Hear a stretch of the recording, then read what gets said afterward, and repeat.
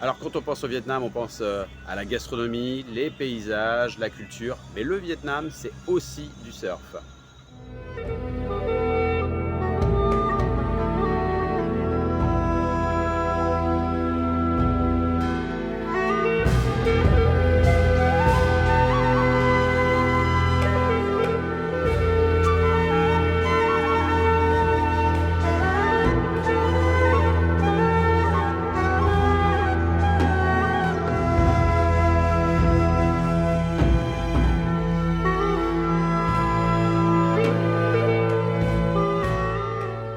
Alors la capitale du surf au Vietnam, hein, c'est Da Nang sur la côte centrale, très bien exposée pour capter la plupart des houles.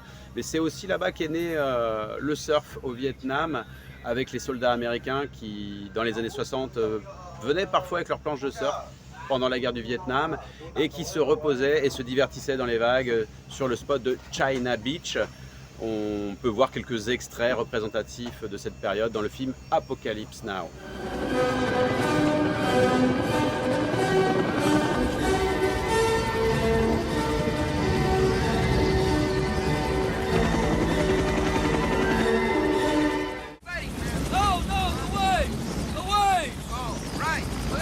Both ways, watch, watch. Oh, good 6-foot swell! That's mine! Hey, fuck off, it's mine! Hey.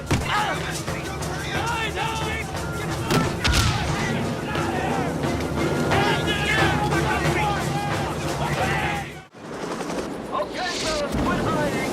Come on, let's go, just can't take off. God damn it! Don't you think it's a little risky for R&R? If I say it's safe to surf this beach, Captain, it's safe to surf this beach. I mean, I'm not afraid to surf this place. I'm trying to surf this fucking place. La deuxième zone intéressante pour le surf au Vietnam, c'est Nha Trang et ses alentours. Nha Trang avec de nombreux beach breaks, mais aussi des reef breaks, notamment en pleine ville. Un joli pic droite-gauche qui capte plutôt bien la houle et un vent qui généralement est side offshore. Et voilà, des vagues plutôt fun. Et on peut croiser également quelques surfeurs locaux et quelques surfeurs étrangers de passage.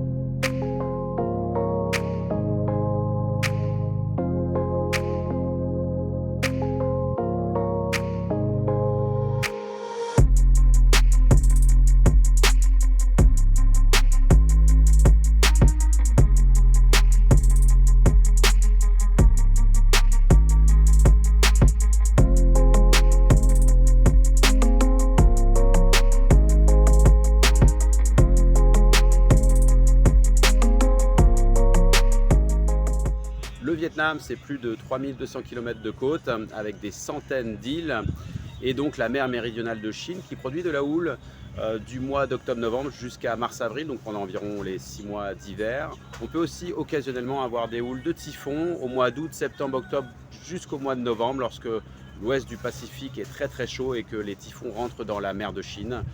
Et notamment lorsque les houles sont puissantes, on peut espérer trouver de jolis point break, de jolies gauches. C'est à ce moment-là qu'il faut partir explorer les côtes du Vietnam.